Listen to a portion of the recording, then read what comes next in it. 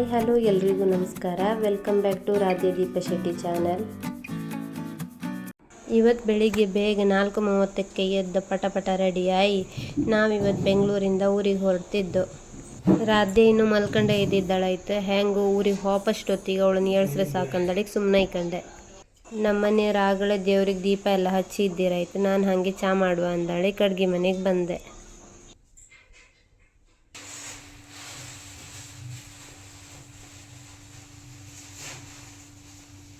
ಎಲ್ಲರೂ ರೆಡಿಯಾಗಿದ್ದು ಆಯ್ತು. ಹಾಗೆ ರಾಧ್ಯನ ಏಳ್ಸಿಕ್ಕೆ ಮೊಬೈಲ್ ಕೊಟ್ಟೆ, ಇಲ್ಲ ಅಂದ್ರೆ ಅವಳು ರೆಡಿ ಮಾಡೋಕ್ಕೆ ಬಿಡೋದಿಲ್ಲ ಆಯ್ತು. ಅವಳು ಮೊಬೈಲ್ ಕಾಣ್ತಿರೋತಿ ಪಟ ರೆಡಿ ಮಾಡಿದೆ. ಎದ್ದಾಳೆ ಅಂಥದ್ದು ರಗಳೆ ಕೊಡಲಿಲ್ಲಪ್ಪ, ಮೊಬೈಲ್ ಕೊಟ್ಟರೆ ಸಾಕು ಸುಮ್ಮನೆ ಐಕಂತಾಳೆ. ಅಷ್ಟರೊಳಗೆ ನಮ್ಮನೆಯವ್ರು ಮತ್ತು ಅಣ್ಣ ಲಗೇಜನ್ನೆಲ್ಲ ಕಾರಿಗೆ ಹಾಕೋಕೆ ಹೊರ. ಯಾರೆಲ್ಲ ನನ್ನ ವಿಡಿಯೋನ ಫಸ್ಟ್ ಟೈಮ್ ಕಾಣ್ತಿದ್ರಿ ಹಾಗೆ ಸಬ್ಸ್ಕ್ರೈಬ್ ಮಾಡೋದನ್ನು ಮರಿಬೇಡಿ. ಬೆಳಿಗ್ಗೆ ಬೇಗ ಹೊರಟ್ರೆ ಟ್ರಾಫಿಕ್ ಎಲ್ಲ ಸ್ವಲ್ಪ ಕಡಿಮೆ ಇರುತ್ತೆ. ನಾವು ಏಗಳಿಗೂ ಕಾರಾಗ ಊರಿಗೆ ಹೋಗ್ತಾರೆ, ಬೆಳಿಗ್ಗೆನೇ ಹೋಗ್ತಾರೆ, ರಾತ್ರಿ ಎಲ್ಲ ಟ್ರಾವೆಲ್ ಮಾಡೋದಿಲ್ಲ. ಈಗ ಬೆಂಗಳೂರಿಂದ ನಮ್ಮೂರು ಕುಂದಾಪುರಕ್ಕೆ ಹೊರಟು.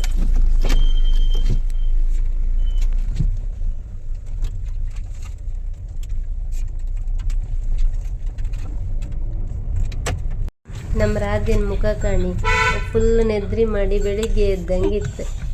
ನನ್ನ ಕಂಡ್ರೆ ನೆದ್ರಿ ಕಣ್ಣಂಗೆ ಎದ್ದು ಬಂದದನ್ನು ಸರಿ ಗೊತ್ತಾಗ್ತು.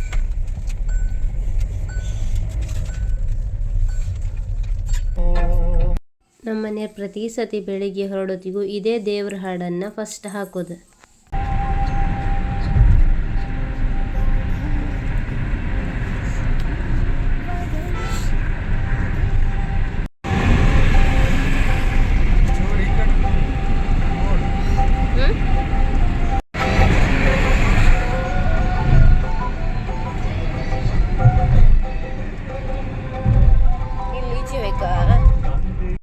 ನಮ್ಮ ರಾಧ್ಯನ ವಿಷಯ ಗೊತ್ತಿತ್ತಲ್ಲ, ಗಾಡಿ ಹತ್ರ ಸಾಕು ಅವಳಿಗೆ ನೆದ್ರಿ ಬಪ್ಪದೆ. ಈಗ ಕಣಿ ಸ್ವಲ್ಪ ಹೊತ್ತಾದಷ್ಟೇ ಮನೆ ಕಂಡಾಯಿ ಆಯಿತು.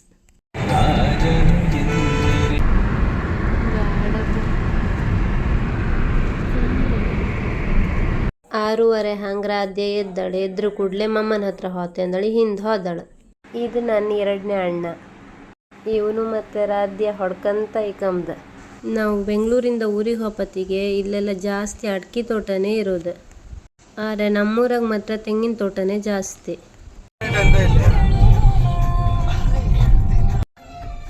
ಬೆಳಿಗ್ಗೆ ಬೇಗ ಎದ್ದದ್ದಲ್ಲ, ಅದಕ್ಕೆ ತಿಂಡಿ ತಿಂಬ ಅಂದಳಿಕೆ ಈಗ ಗಾಡಿ ನಿಲ್ಲಿಸಿದು. ಅಣ್ಣ ಹೇಳಿದ್ದ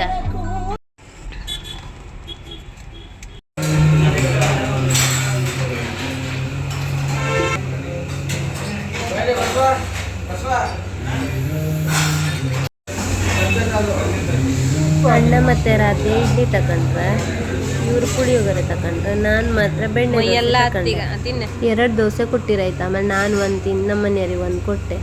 ದೋಸೆ ಮಾತ್ರ ಒಳ್ಳೆ ಇದ್ದಿತ್ತು. ಚೆನ್ನಾಗಿದೆಯಾ?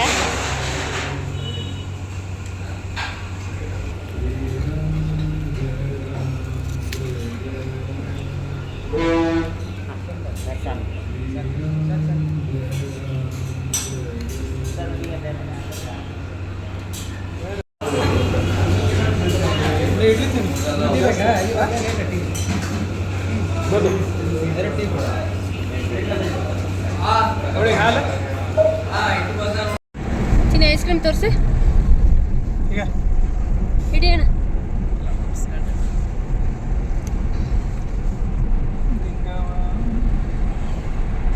ಇಲ್ಲಿ ಕಾಣಿ, ಈ ಊರಿನ ಮಣ್ಣು ಕಪ್ಪು ಕಲ್ಲರ್, ನಮ್ಮೂರಿನ ಮಣ್ಣೆಲ್ಲ ಕೆಂಪು ಕಲ್ಲರ್.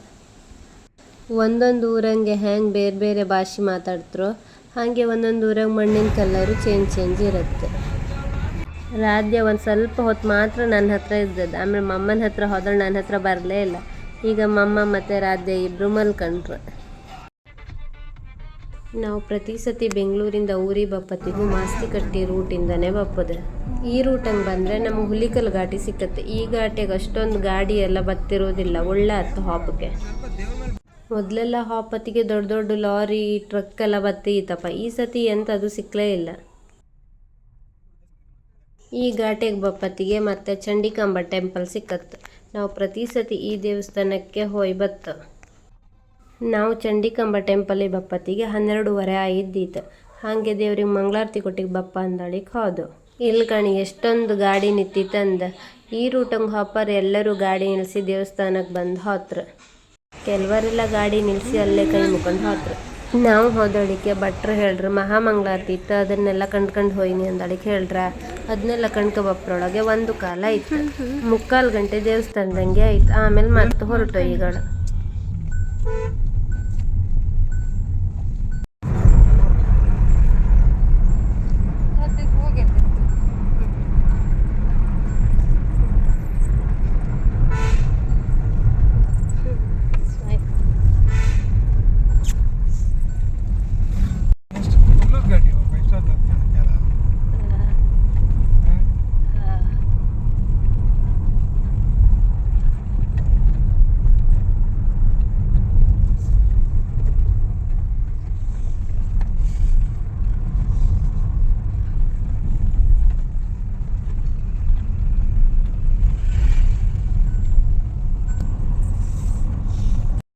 ಈಗ ಕಣಿ ಹೆಮ್ಮಾಡಿ ಬಂತು. ಬೆಂಗಳೂರಿಂದ ನಮ್ಮ ಮನೆಗೆ 450 ಕಿಲೋಮೀಟರ್ ಆತು. ಬೆಂಗಳೂರು ಹಂಗಿದ್ರೆ ಅಷ್ಟು ಬಿಸಿಲು ಗೊತ್ತೇ ಆತಿಲ್ಲ. ಆರ್ ಮನೆಗೆ ಬಪ್ಪತ್ತಿಗೆ ಹಬ್ಬ ಊರಂಗೆ ಎಂಥ ಬಿಸಿಲು ಅಂದರೆ ಹೆರಕ್ಕೆ ಕಾಂಬದೇ ಅಲ್ಲ, ಆ ಥರ ಬಿಸಿಲು.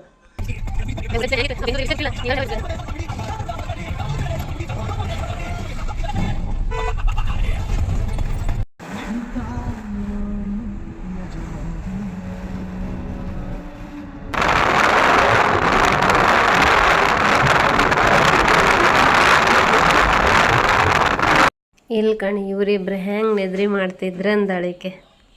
ನಾನು ಮಾತ್ರ ಕಾರಂಗೆಲ್ಲ ಬಪ್ಪತ್ತಿಗೆ ನಿದ್ರಿ ಮಾಡೋದೇ ಇಲ್ಲ. 5:15 ಬೆಂಗಳೂರಿಂದ ಹೊರಟಿದ್ದು ಆಯಿತು. ಮನೆಗೆ ಬಪ್ಪತ್ತಿಗೆ 2 ಕಾಲ ಆಯಿತು. ಈಗ ಕಣಿ ರಾತ್ದಿನ ನೆಕ್ಕೊಂಡು ಹಬ್ಬಕ್ಕೆ ಅಜ್ಜಿ ಬರ್ತಾ ಇದ್ರು. ನಮ್ಮ ರಾತ್ದಂಗೆ ಅಜ್ಜಿ ಅರುಣಿ ಹಬ್ಬದಾಗೆ ಒಂದು ಬೋಲ್ ತಗೊಬಂದಿರೈತಾ, ಅದನ್ನು ಹಿಡ್ಕೊಂಡು ಆಡೋಕೆ ಶುರು ಮಾಡ್ದಳು. ಈಗ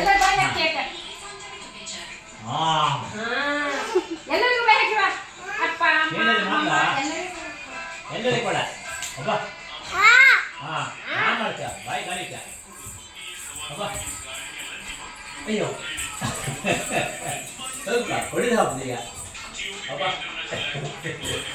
ಬಾಯಿ ಹಾಕಿ ಒತ್ತುದು ಮತ್ತೆ.